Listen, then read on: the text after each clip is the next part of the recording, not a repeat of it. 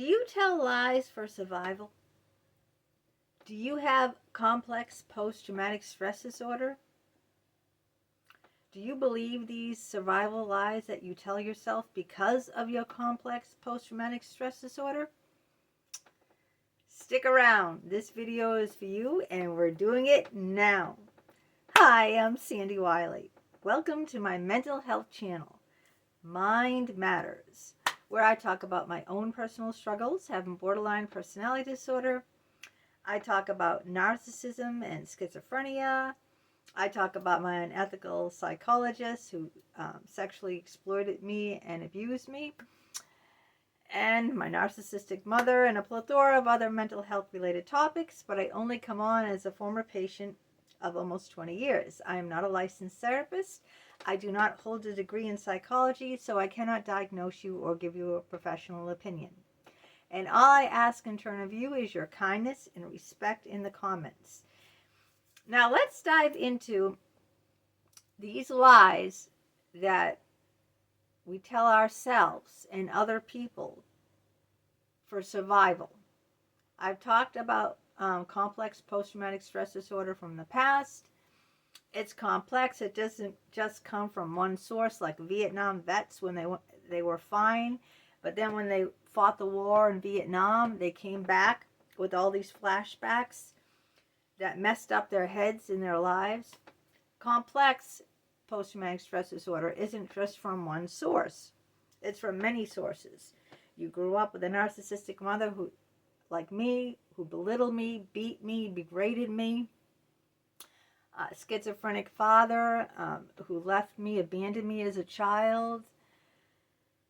So I had the trauma from my childhood. Then I had the trauma from being rhymes with tape from my psychologist. I was taped by my psychologist. I can't say that on YouTube, so I have to rhyme it.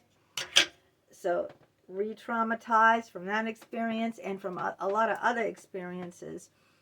So my body goes into fight, flight, or fawn freeze mode. You've heard me talk about that before, and that's has to do with complex post-traumatic stress disorder, which I did videos about it. But now, what I'm talking about in this video is the survival lies from having complex post-traumatic stress disorder. And when we have complex post-traumatic stress disorder, we get triggered from something that happened in the past. Our body reacts to it like it's happening in the present. I'm aware of it now because I've done so much inner work on myself, so I'm aware of this, but a lot of people aren't even aware of it. They don't even, don't understand why they're acting that way. They don't know they're being triggered. They might not know they're being triggered in the moment, but later on they can figure it out. Anyway, let's go into why we lie when we have complex post-traumatic stress disorder. We're in that fawning phase, all right? That means we had to grow up, and in order to be accepted, we had to please people, please our parents. That's our primary caregivers, because if we weren't the good little girl or the strong, strapping boy, we were neglected, we were abused, we were abandoned by our parents. So in order to be accepted and loved, we had to lie. Like for me, my mother always blamed me for her problems because, I was a little girl and I was scared when my father would go off in his psychotic rages, and I would cry and get scared. And so she shamed me and blamed me for acting like a normal child would under those horrible, horrific circumstances. And so then you learn to lie about your feelings and cover up and say, put on the fake phony smile, say everything is fine, everything is wonderful, because you grew up that any time that you had feelings, you were shamed, you were blamed, you were denied, dismissed, all those things when you were little. So you grow up fawning, trying to please people by acting like everything is great, everything is wonderful. When you're shattered completely inside, you have to lie. You do it to be accepted, to be loved. Otherwise, you grew up that if you weren't the good little dutiful girl, that you would be abandoned. So you lie to socially blend in, and the more lies that you tell, the more normal it feels. And I've done this in friendships with my besties, with my bestie Hall. Instead of speaking up and telling her I'm angry at her for her, always canceling plans, or, always showing up late to my son's party, I would say, oh, no, everything's fine. Oh, I understand, of course. When deep down, I was very angry and very hurt that she'd show up hours late for my son's party, or she would cancel plans the last second. She promised me that she'd drive me and we would go sledding. And my son is crying, looking out the window. Where is she? We're supposed to go sledding. You promised me, Mommy, we'd go sledding.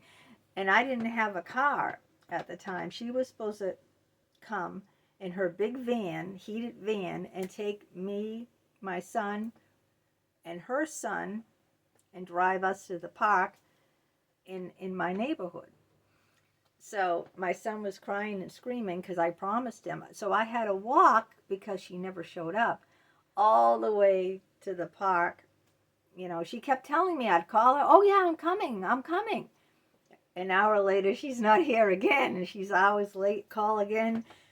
So then eventually she did show up at the park, hours later, and I'm frozen to death from having to walk the sleds and everything all the way to the park. It was like a 45-minute walk, and this was like 30 degrees out.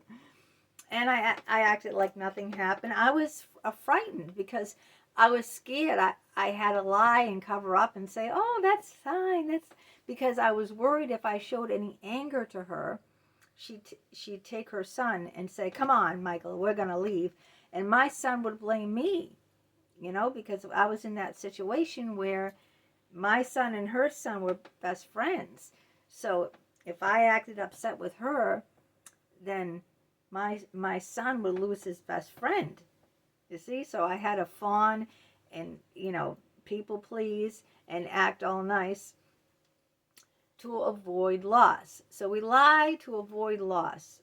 And we learned it as a child. It was a survival mode as a child, that if we didn't lie and act like everything was all right, we were going to be abandoned. We were going to lose. So I turned into a people pleaser that, acted. And I couldn't carry that out. I carried that out for 12 years in this friendship with Holly. And eventually I just couldn't keep doing it, keep lying anymore. So what other ways do we lie? We lie about our mental health. How many people lie about their mental health? On a job application, we don't put down, a lot of people won't go to seek a therapist because they don't want that. They can look up things and they can find out, if you've been to a therapist. So a lot of people will pay out of pocket to see a therapist. Then there won't be no paper trail that people can follow, because a lot of people associate going to a therapist as you're crazy. Only crazy people go to therapy. Or if you tell someone like me, I've been in therapy for almost 20 years, they say, wow, you're a real head case. You've been in therapy that long? Wow, you must really be demented. You must be really shot upstairs, So we lie about that to cover up. We lie too because we want to feel normal. Who doesn't want to feel normal? We don't want to feel like, Jesus, there's something wrong with me.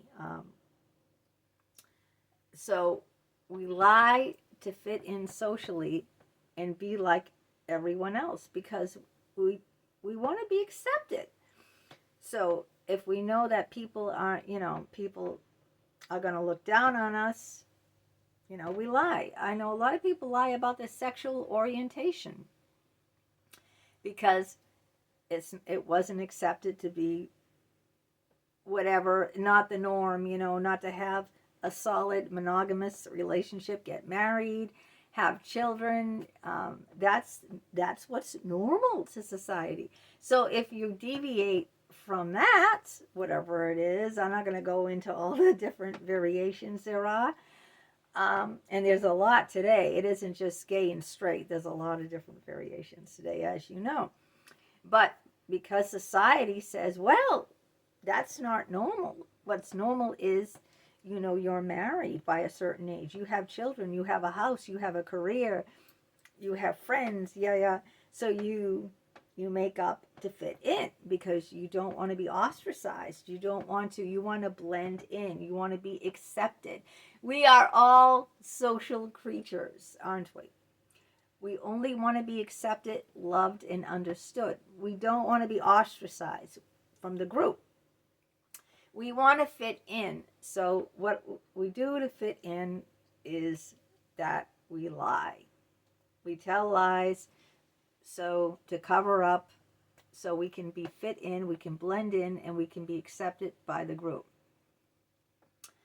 Another thing that we lie about is we don't want to worry people. And so when people ask how you're doing, this is a lot of cases with very depressed people. If let's just say there's a family get together or something, and they lie, they say, oh, I have a migraine headache, I'm so sorry I can't make it. They'll make up some sort of lie why they can't come, but the real reason is that they just, they just can't get themselves to go because they're so depressed, and they'd have to, it's exhausting. Believe me, I know personally. It's exhausting to put on that happy face, to act, it's exhausting doing these videos. It's like I'm in a deep depression right now, so it's thoroughly exhausting. So you feel like if your best friend asked you, to come to your son's baptism, her son's baptism or something like that,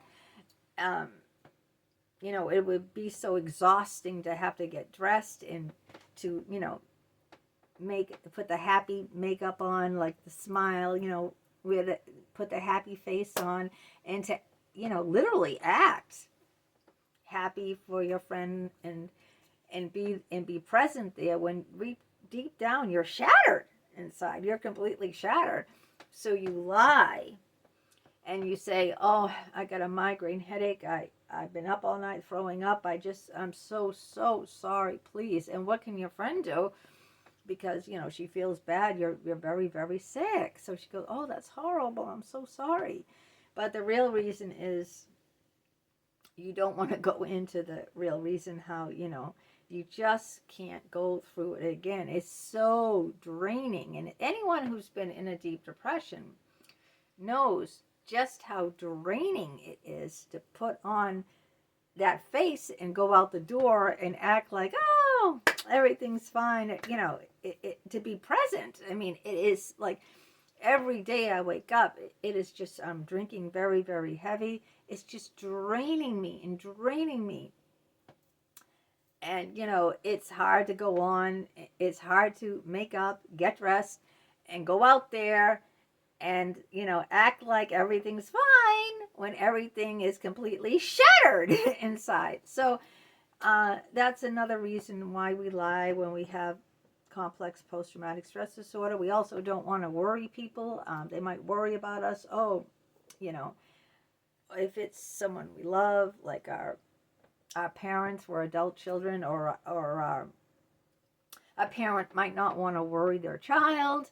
Vice versa, you might say, oh, I don't want to worry that person. So I'm going to tell them, oh yeah, everything's great. Everything's awesome. I just have to work an extra shift this week. Yeah. Um, but deep down, you're completely shattered, but you want to protect the other person too. See what I'm saying? If you feel close to someone, you might not want to let on what's really happening inside of you. So you lie about it and you say you're doing fine when in fact you're shattered, you're all in pieces inside. So that's another reason why we lie. Also, when we have complex post-traumatic stress disorder, we get triggered. And a lot of times, um, we're not aware of what triggers us. So when we get triggered, we're not, what we're doing is not, the reaction that we have doesn't fit the situation that we're in. Okay? So, and because of that, then we have to lie as to why did you react like that? You know, because someone else doesn't know we have complex post-traumatic stress disorder. Someone else doesn't know that we get triggered by something, and our body reacts as if whatever happened is happening right then and there. It could even just be a smell. Okay, say you were taped. Say your father had a bakery shop. My best friend's father owned a bakery shop. And let's just say you were taped, because I can't say it, in the bakery shop. And you really smelled, I don't know, cinnamon at the time that it happened. Then whenever you smell cinnamon again, your body reacts as if it was that time, that when that happened. Even though in the present moment, it has nothing to do. Say your best friend brought some cinnamon buns over, and some coffee, something like that. And she pulls out the cinnamon buns, and your body is going into the visceral, reaction, having that visceral reaction. And you go, I don't want these. Why'd you get these? Don't you know I'm watching my weight? I mean, what kind of, don't you have any, blah, blah, blah. And you really start flipping out on your girlfriend. And she looks at you like, Jesus, what the hell's wrong with you, bitch? I was just thinking of you. I was just thinking, wouldn't it be nice to bring over some coffee and cinnamon rolls? Why do you have to act, like a real witch? And you don't even know in the moment, like, why you even said that to her, or why you even acted like that to her. You weren't even aware, or maybe you are aware. If you're like me, I'm now aware of my triggers. I know my triggers. So when I start flipping out, and I have flipped out, I know why I'm flipping out, because it's a bodily reaction to the trauma in my past. So my body is reacting the same way in the moment because of the trigger. And it could be, like I said, it could be the smell of something, it could be the sight of something, it could be the sound of something, a sound, it could be what someone says or someone did or someone looks. It could be anything. It could be someone looks like someone from the past that's taped you. I'm just trying to get you to understand how this is. And because it's so inappropriate, you might make up lies about it, because people think, like, what's wrong with this person? Why are they acting like that? And you might lie and say something that isn't true, like, oh, I'm sorry that, I jumped down your throat for, you only thoughtful for bringing these cinnamon rolls. And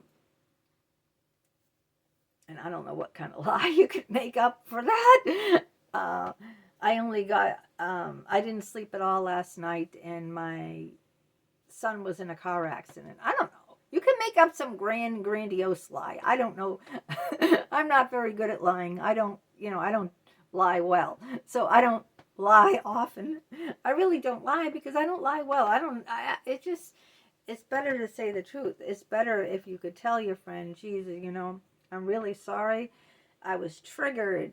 And if she's your good friend, you could explain your past history. And then your friend would understand, oh my God, oh, all right. But if it isn't a really good friend, say you're just casual friends and she doesn't know about your past, and you want to lie because you're afraid that your friend will judge you. A lot of people judge you. Oh, well, why were you taped? Okay. Oh, you were flirty with the guy working in the bakery. Well, why'd you flirt with him? You asked for it. You see, people, you're afraid that people are going to judge you and blame you. Say it's your fault, like my mother did. Say it was my fault. So from our past, we have to lie to cover it up because we feel shamed and blamed. Shame and blame because we were in the past. So we think that, oh my God, if I tell her what happened to me in the past, then she's going to blame me, say that, I was being seductive, I was being flirty. So we have to lie, or we cover up, and the person never really knows the whole story. They don't know the whole story, so they only have these little missing pieces. So that's just some of the reasons that these are called survival lies, that we lie for our own survival. When we have the complex post-traumatic stress disorder, and I could go into a lot more of it. There's a lot to say about it, but right now I think I've done the best I can today because I'm dealing with some heavy depression and heavy fallout about what happened with my son. So I'm gonna, and I'm losing my voice again because I'm getting overly worked up.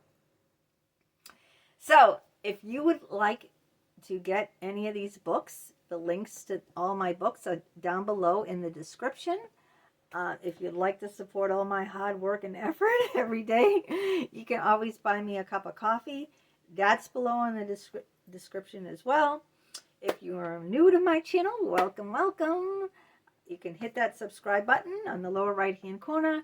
That way you'll be notified each and every time a new video of mine comes out. It's 100% free, so stick around, take a chance.